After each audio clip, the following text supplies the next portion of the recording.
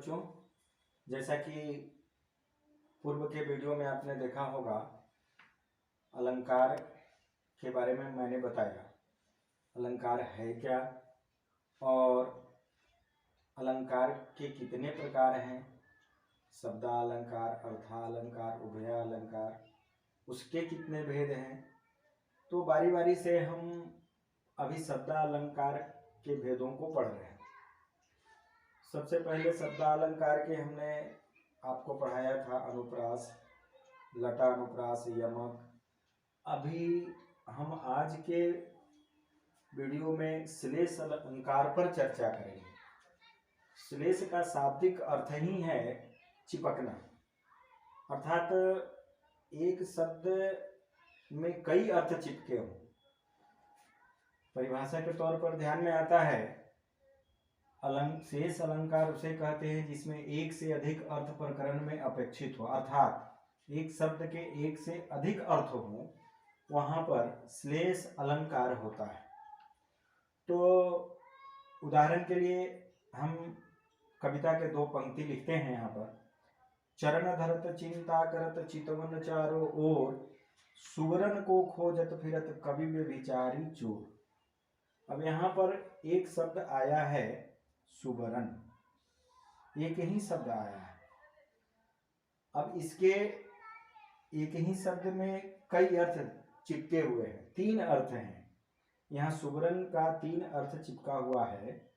पहला सुवरन कवि के लिए सुंदर वर्ण, कवि क्या करता है, सुंदर वर्णों की तलाश में रहता है। दूसरा सुवरन व्यभिचारी के लिए सुंदर स्त्री, व्यभिचारी सुंदर स्त्रियों की तलाश में रहता है। तीसरा सुवरन है चोर के लिए जो सोने की तलाश में रहता है, स्वर्ण मुद्राओं की तलाश में रहता है। तो एक ही शब्द में तीन अर्थ चिपके हों और इससे जो सौंदर्य उत्पन्न हो रहा है कविता में, पंक्ति में, तो यहाँ पर श्लेष अलंकार का प्रकटीकरण हो रहा है। तो हम श्लेष अलंकार के लिए दूसरा उदाहरण भी समझ सकते हैं। अब हम शब्दालंकार के अगला भाग पर ध्यान देते हैं, वक्रोक्ति अलंकार। इस शब्द के अर्थ से ही भाव स्पष्ट होता है। वक्र प्लस उक्ति, अर्थात टेढ़ी कथन, टेढ़ी उक्ति। इसमें वक्ता किसी एक अर्थ में वाक्य का प्रयोग करता है और श्रोता दूसरा अर्थ लगाकर उत्तर देता है। अर्थ अर्थात घुमा फिरा कर कही गई बात वक्र उक्ति अलंकार के अंतर्गत आता है। इसमें चार बातों का होना अत्यंत आवश्यक है। पहला, वक्ता की एक उक्ति होनी चाहिए।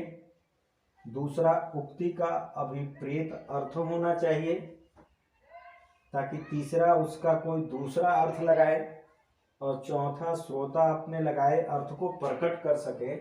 इन चारों बात का होना अत्यंत आवश्यक समझा जाता है वक्रोक्ति अलंकार में।